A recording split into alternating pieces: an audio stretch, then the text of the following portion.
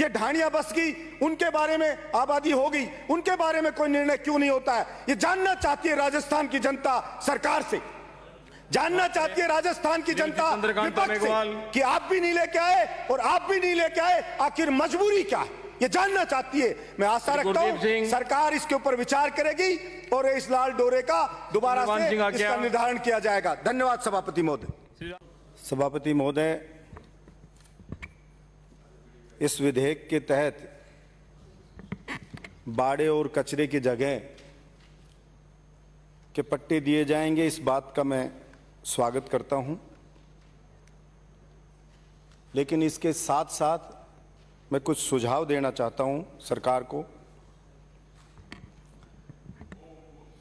कि 1955 में जो रेवेन्यू एक्ट आया,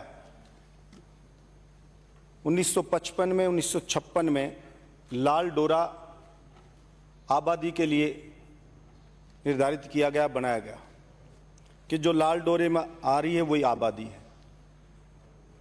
1955 से लेके आज तक कितनी सरकारें आई, कितने बिल आए,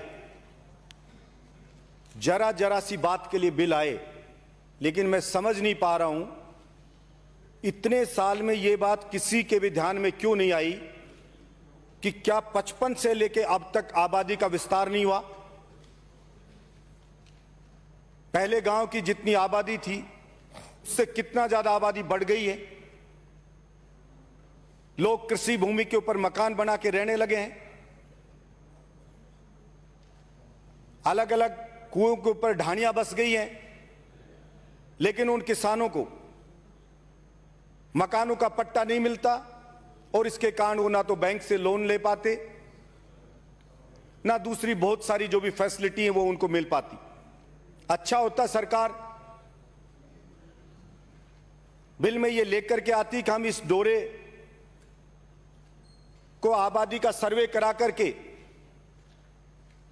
और उसके हिसाब से लाल डोरे का विस्तार करेंगे, तो सही मायने में बहुत अच्छे से किसानों को लाभ मिल पाता। सरकार ने तय किया हुआ है कि किसान अपनी कृषि भूमि का 1/50 या अधिकतम 500 गज भूमि में मकान बना सकता है। हम उसको मकान बनाने की अनुमति देते हैं, उसको रहने की अनुमति देते हैं, लेकिन उसको आबादी का पट्टा नहीं दिया जाएगा। 2015 में राजस्थान नगर पालिका अधिनियम के अंदर एक सेक्शन 61A जोड़ा गया। उसके तहत आपकी पुश्तैनी मकान की जमीन कितनी भी हो, चाहे 5000 गज हो, 10,000 गज हो, इससे ज्यादा हो, आप अधिकतम कितनी भी भूमि हो 2 लाख रुपए दे करके और आप उसका पट्टा ले सकते हैं। गांव में प्रशासन गांव के संग चला, माननीय चूरू से आने वाले सदस्य ने कहा कि हमने पट्टे दिए। हां दिए, आपने निर्धारित किया 300 गज से ज्यादा का पट्टा नहीं देंगे, और किसी की अगर जमीन ज्यादा है, 2000 गज में मकान है, तो फिर या तो वो पंचायत से मिलकर फर्जीवाड़ा करे, कुछ मिली भगत करके अलग अलग नाम से ले, उसके अंदर वही भ्रष्टाचार पनपता है और फर्जीवाड़ा पनपता है। तो क्यों नहीं सरकार ये करती इस बिल में कि जैसे शहरी क्षेत्र में 61A के तहत पुश्तैनी जो भी मकान है वो कितना भी बड़ा उसका पट्टा दे रही है, तो गांव के अंदर भी ऐसा तय होता कि गांव के अंदर किसी का कितना भी बड़ा मकान हो उसको पट्टा दिया जाएगा। चूंकि ग्रामीण मैटर है, किसान गरीब है, मजदूर का मकान है, आप तय कर देते कि अधिकतम 5000 रुपए आप जमा करा दीजिए और आप अपना पट्टा जितने भी पुश्तैनी आपकी जमीन है आप ले लीजिए। तो मैं समझता हूं सही मायने लोगों को लाभ मिलता, लोगों को राहत मिलती। लेकिन मैं समझ नहीं पा रहा हूं कि ऐसी कौन सी मजबूरी है कि कोई भी सरकार उस किसान की, मजदूर की, गरीब की पीड़ा को समझ नहीं पा रही है ऐसी कौन सी मजबूरी है कि किसी भी सरकार को यह बात समझ नहीं आ रही है कि 55 से लेकर अब तक कितना आबादी में इजाफा हो गया और कितने ज्यादा मकान कृषि भूमि में बन गए। इसलिए मैं अपेक्षा रखता हूं सरकार से भी कि इस बिल में इस बात को वापस जनमत जानने के लिए भेजे और इस बात को ऐड करे कि साहब इस लाल डोरे का विस्तार होगा या फिर अलग से बिल लेके आए।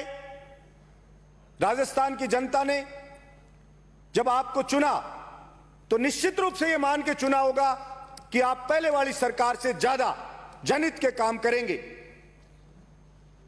तो मैं समझता हूं कि आप इसमें ठोस निर्णय लेते हुए कुछ लगेगा नहीं।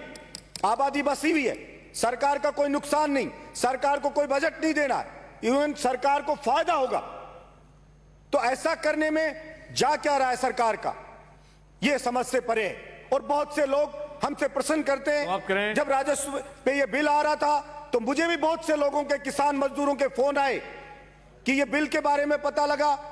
बहुत से लोगों ने पूछा कि यह लाल डोरे के बारे में कोई बिल क्यों नहीं आता है, ये ढाणियां बस गई, उनके बारे में आबादी हो गई, उनके बारे में कोई निर्णय क्यों नहीं होता है। ये जानना चाहती है राजस्थान की जनता सरकार से, जानना चाहती है राजस्थान की जनता विपक्ष से कि आप भी नहीं लेके आए और आप भी नहीं लेके आए, आखिर मजबूरी क्या है, ये जानना चाहती है। मैं आशा रखता हूं सरकार इसके ऊपर विचार करेगी और इस लाल डोरे का दोबारा से इसका निर्धारण किया जाएगा। धन्यवाद सभापति महोदय।